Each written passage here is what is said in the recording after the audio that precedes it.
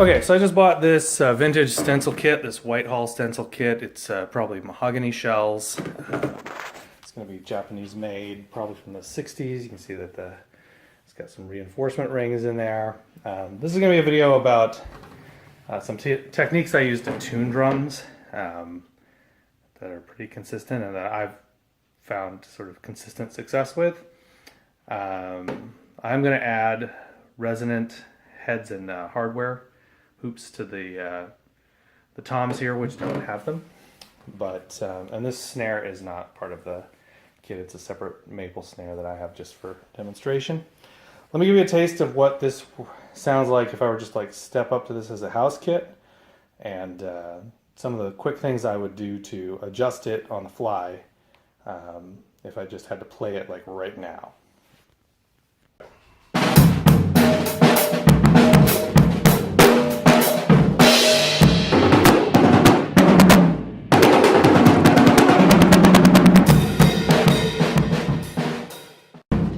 First impression is that the toms are kind of flat, they're kind of flabby. They have internal mutes, which I normally really like as an option, as a feature. And they're not standard on modern toms, but these ones have them. But they are a little over engaged. So, for instance, on the 13 here, the first thing I would do is roll back that internal mute and get a sense of what the true pitch is here, because it is choked. If I were to do that, then I get.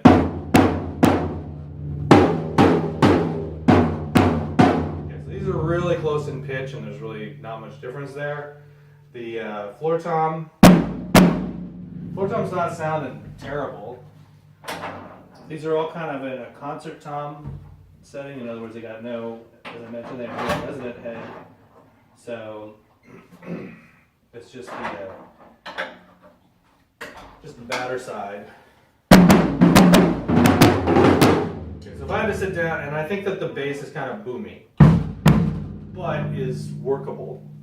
So the first thing that is important to me is that I need to get these two toms to sing out a little more. So, okay, so what I did there is I tapped real quick at each lug, and they all sound roughly the same. That means I'm going to make the same adjustment. I feel fairly confident that I'm putting the head in tune quickly. Lug nuts work in pairs across from each other to tighten down, so you want to like make the same adjustment to each of them. And if you're finding that you don't like how something sounds, then you might want to try the opposite side as the adjustment. That might be the one that's a little loose. Anyway, I'm going to give these all, like on this 12, I'm going to give them all a quarter turn, just real quick all across the board. My goal here is just to make the 12 and the 13 distinct from each other. It's kind of resisting me. I'm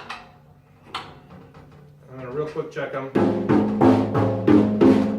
Pretty close, pretty good. Let's hear what it sounds like with a stick. Already just that makes that a much more usable drum. So if I had to like sit down and do this, now I've got.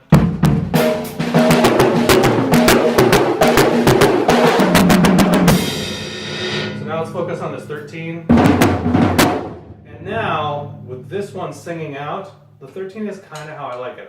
When I have two rack toms and a floor tom, I like the floor tom to be just a really big thwack boom kind of sound, and I like the smaller rack tom to sing out and have a real pitch to it. And then I like the larger rack tom to be kind of in between, to be sort of a throaty, on the verge of having pitch, but not purely percussive, hitting you in the gut, but kind of in between. But not. I don't like to have toms that just all sing. That's my general philosophy. So this is close to what I would want, and I'm almost there. So I would actually probably live with that. If I wanted to make any adjustment other than I took that mute off, it might be that I give this just like a hair, like an eighth of a turn, just to give it just a little more definition. And I didn't even check that they were close to each other.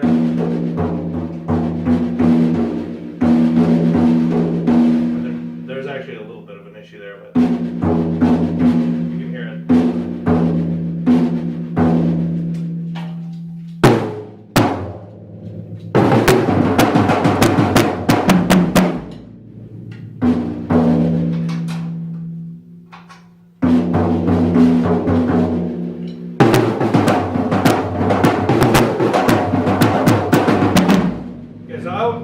I would have lived with it before, but now it's maybe a little more. Both of these are singing out. Let's say that I really didn't like that boomy bass. The quick trick that I would do there is I would like take my sweatshirt or something and just kind of put it against the resonant head real quick, and then I'd probably be off to the races. I like that better. So now I've got it kind of where I want it. If I had to just play this gig, if I wasn't talking about it, I could have made those adjustments in well under, like just a couple minutes and I'd be done.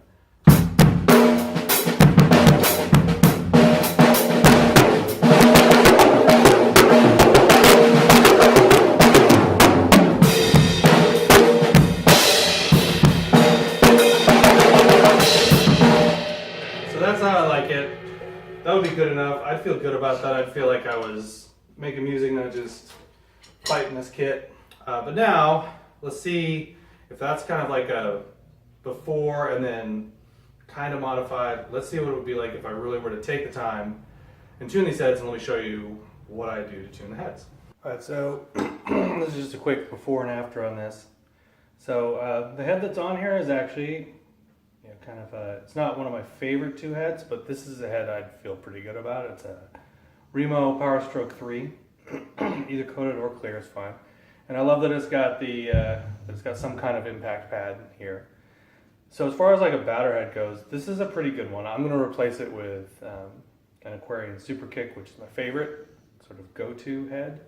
But this is a decent one if you walk up on a kit, and this is what it's got. So here's a before and after. And then the resonant head is just the original coated resonant head from whatever, the 60s or something. That's probably similar to an Ambassador. Kind of cool, but definitely a boomier kind of sound, not the modern, more controlled sound that I prefer for a default kit. But this is our before. So you can hear that like there's a nice thud, but then over here we got some definite, it rings for a long time.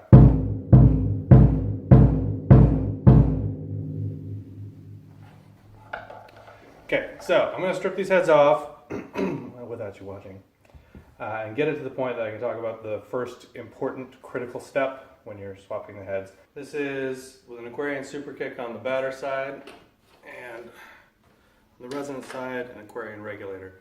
These are both heads that have dampening that's already glued to the surface of the head, the interior surface of the head. And so the result is that you get a real punchy, dry sound, heavy attack, but very precipitous decay, which is good for me with where I want typically my foot patterns to be really articulate, really distinct. So what I've done is I've put this head on and I've gotten all of the lugs to finger tight, meaning that just, except for this one, as tight as I can get it just with my fingers on the screws themselves. And so the next step is that I want to give it a couple quick CPR bumps right in the middle, just to kind of seat this head, check them, see if that affected anything. And then the next thing I'm going to do is I'm going to lean, again, and this is going to be the same for any of the drums, whether it's the bass drum or the floor tom or the rack toms. When I'm actually putting the head on, this step is always the same. So remember, these lugs work in pairs across the diameter of the drum from each other.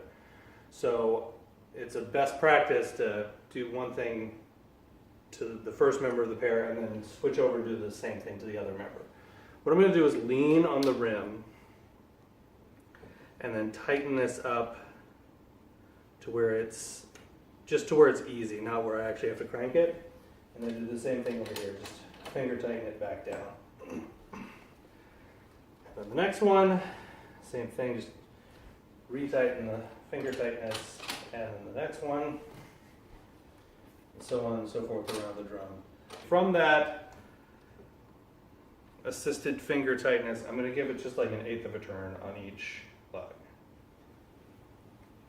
Maybe a quarter of a turn, I guess. Just so that I've got some tension for the pedal. And again, I'm doing one thing, then across to get the other one. And I'm being careful while I'm doing this not to... You can see with some of these, when the rim came down, they got loose again. So I'm finding where they resist me and then making my quarter turn. Okay, now I've done the same thing here on the resonance side. It's just at finger tight. So I'm gonna, again, find that point, lean on them, tighten them up a little more. And with thinner resonant heads, I won't give it that CPR pump necessarily, but this is not quite seated just yet. So I'm just giving it a couple little nudges, but I can feel that it's resisting me and that it is coming down. So I'm gonna give it like, again, eighth of a turn, quarter turn.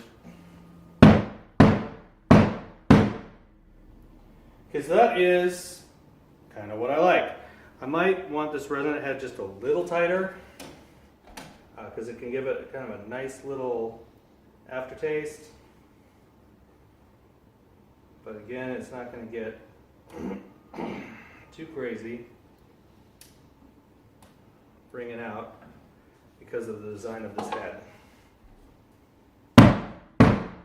And so, I don't know if you can tell that on the camera, but to me that picked that note up to a nice punchy tail. So I'm done with that, and now let's move on to some toms. I've got these three toms now to the point that we have the bass drum. In other words, as you can see, I've put on new resonant side hardware, and I've put a new resonant head and a new batter head on each one. And I've got them all to the point where they were finger tight, and I leaned on them and tightened them down a little more, and that's where we are right now. So I have a different philosophy for, as I kind of mentioned in the sound check part, I have a different philosophy for the top, for the smallest rack tom versus the middle rack tom and the floor tom. But the philosophy for my small rack tom, if I were tuning the whole kit for jazz, I'd use this philosophy for every drum, including the bass drum, which is, in a nutshell, I want this to sing out. I want this to resonate when I hit it and really have a pitch that's noticeable and have a nice smooth sustain and a smooth decay. Now I got a 10 mil resonant head this time, which is about the equivalent of an ambassador, a Remo ambassador. I prefer a thinner one, a 7 mil, like a diplomat for toms, but this should also just work okay.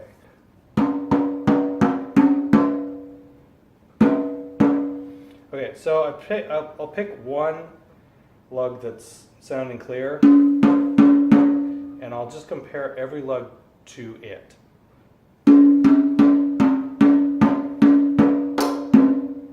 Okay, so obviously the second one I hit is flat in comparison, so I'm going to give it like a little bit of an eighth of a turn, and its partner, turn.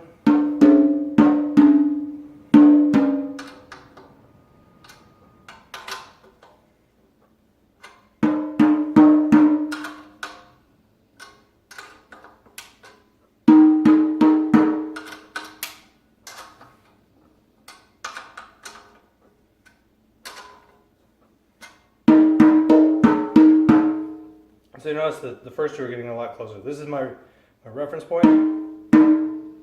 They're getting closer.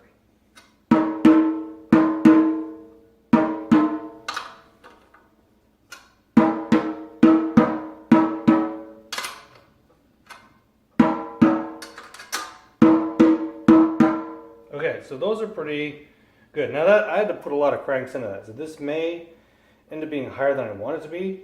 So now that I've got it in tune with itself, I'm going to give it a good hard CPR pump. Let's see if I brought that down a little bit.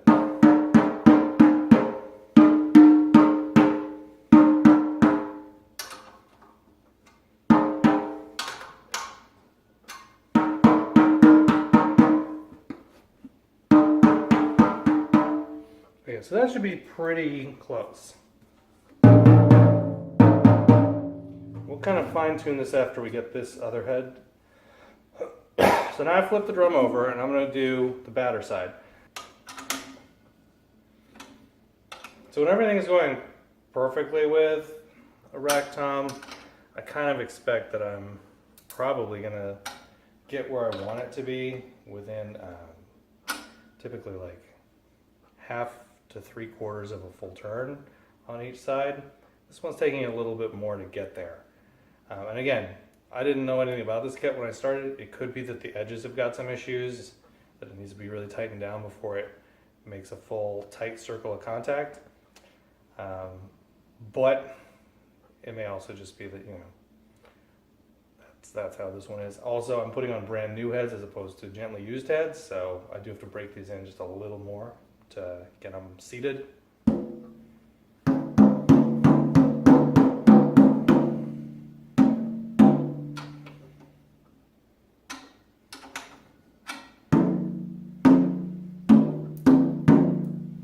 Let's see kind of where we're at.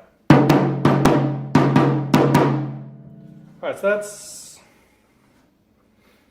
that's probably just I want it to be just a little higher. So I'm going to give it like 1/8 of a turn all the way around. And I'm also being mindful that the resonant head may not be, it may be tighter than I really want it. That is about what I like right there.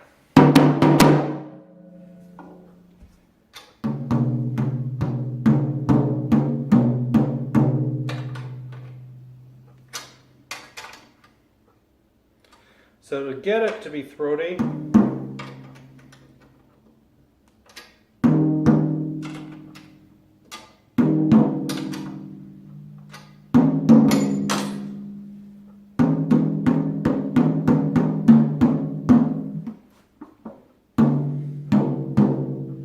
I'll get this head in tune and then I will probably detune it a little bit. But I may also do the same with the batter head. And like in this case, I'll back that. The reference is higher than every other one, so I'll just back it off a little.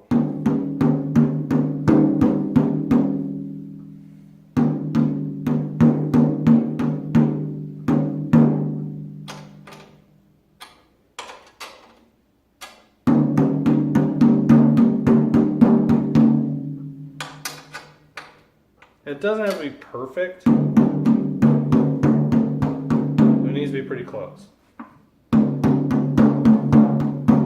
you notice how in this case I'm bringing it up, kind of getting it in tune, and then lowering it down. Now let's do the batter side on this one. These toms had decent heads. They had Remo pinstripes, but I prefer to play a coated head because I often play with brushes and dowels that need some texture to really be effective.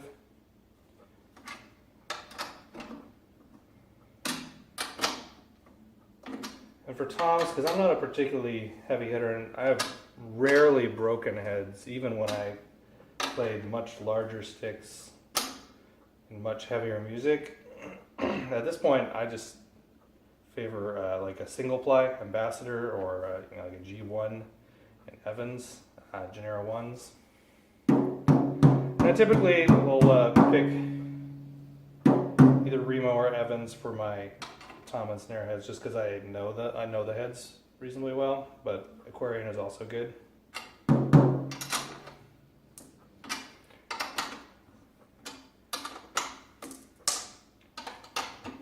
So So in this case, I want to get it to just sing, or kind of make sense, but then back it off. I don't like that this one is dead like that.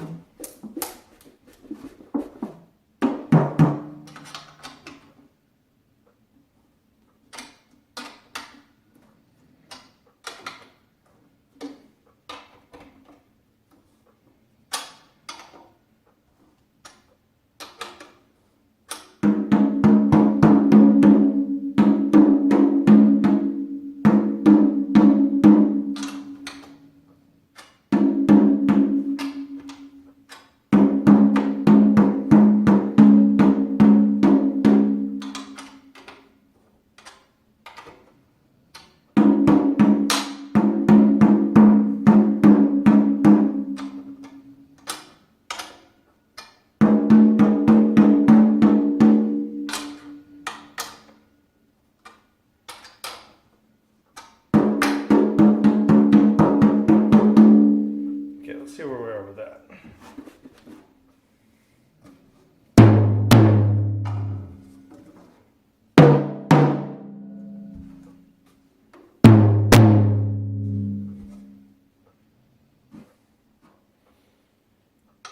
Alright, so that's close.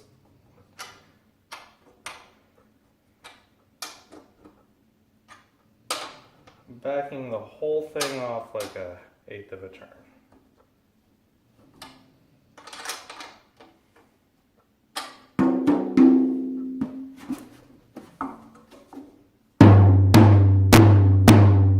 That's much more like what I want.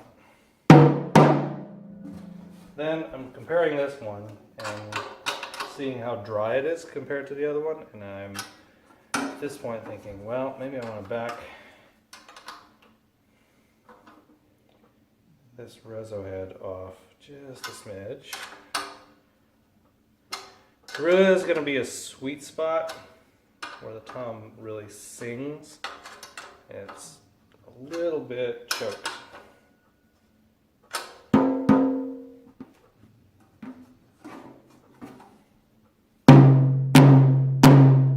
And that's better.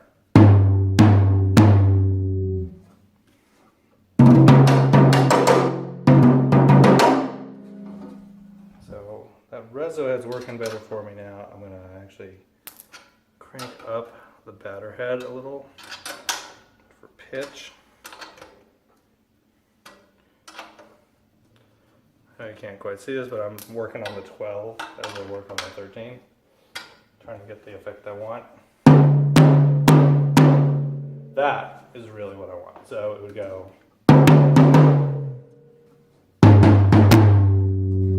Throat ear.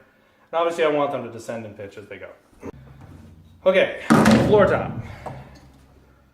For floor toms for rock, I have a very different philosophy for them, specifically for floor toms. So here what I want to do is I want to get the reso head at the lowest pitch that it will sustain without buzzing.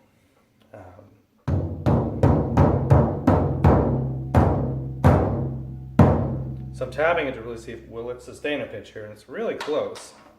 This is just from doing finger tight and leaning. It's really close.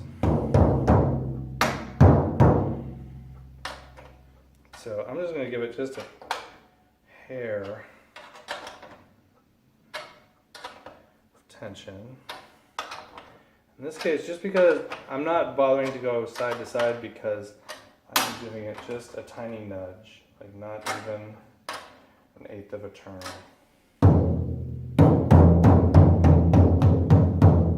Okay, that's pretty good. And then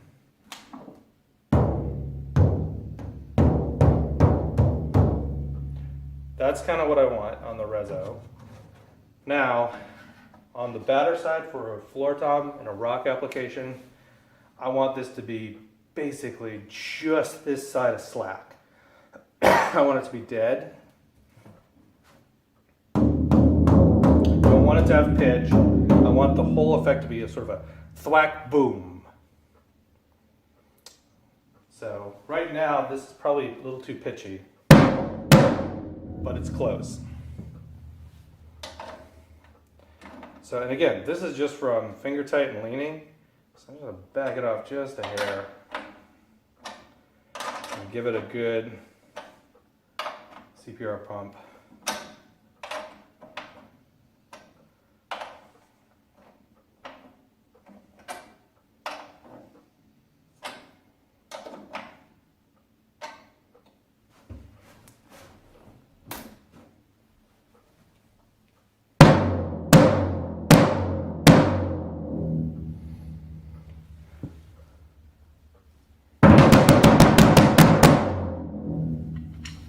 Okay, so that might be just a little too resonant on the bottom, or it may be getting pitch from here. Yeah, this is still singing too much. What I did there was I put my hand underneath to dampen the reso to see how much of that tone was coming from the batter head. So now I'm going to give it 1/8 of a turn and a CPR pump. It's close, but I don't really want it to sustain quite that long. I want it to have just a moment of pitch.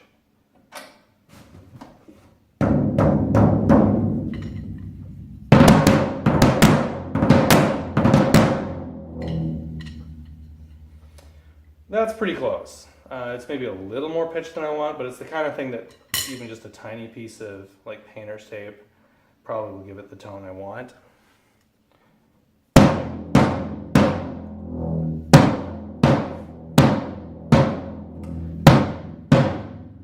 And now I can hear that really the batter head rather has no pitch.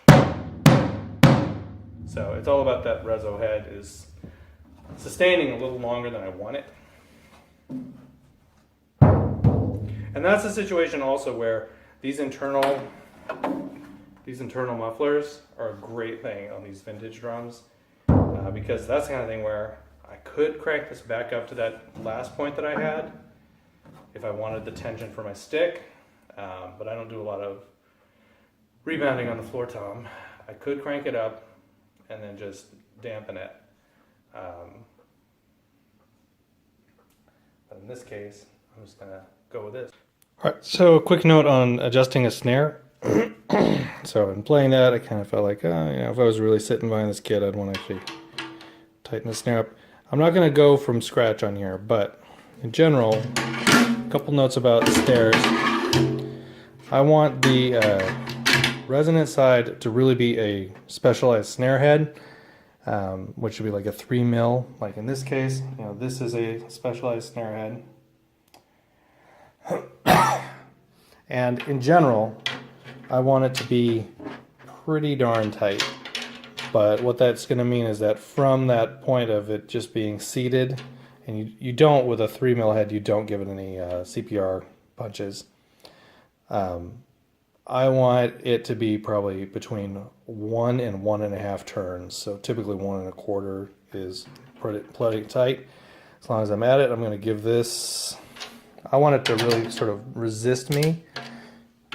And that's for sort of the sensitivity. I want this spring to be nice and taut.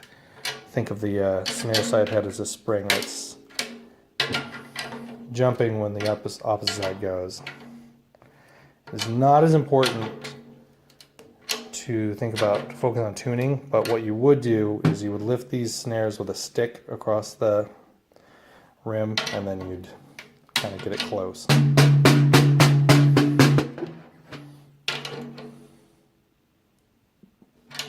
So I'm just giving this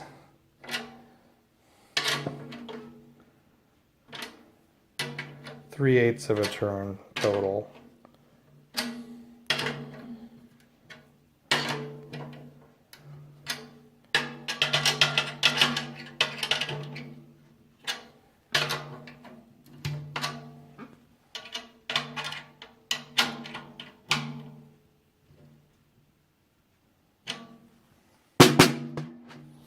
Okay, and we're here on the snare side. It's probably going to be tighter than the bottom, and the snare, I can go back and forth about what kind of head I like on a snare, but usually it's 2-ply. I like the power stroke, the Remo power stroke. I like fiber skins like these. For I like the Aquarian. Oh no, I can't remember, the Jack DeJohnette signature, which is really nice for brushes. But in terms of like a general one, like the Evans Genera Dry or the Remo Power Stroke 3, I'm happy if I walk up to a house kit and that's what it has on there, because I know it's not going to have a ton of ring. It's going to be a good solid head. And since you're hitting that thing all the time, I really want it to be. Okay, so I'm going to kind of see where that gets me.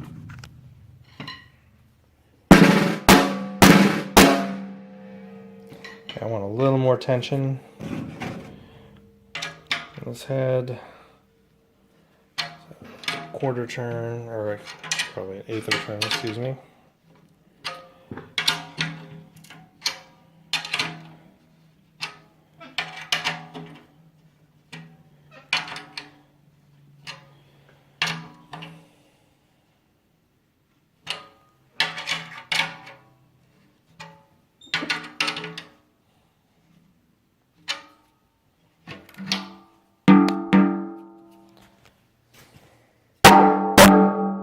So that's a really nice sound, like that super choked, tight, almost timbali sound is really nice for the snares off.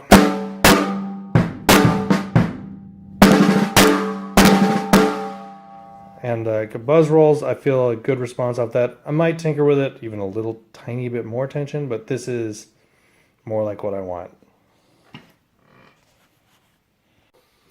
Alright, so now let's see what kind of difference that made.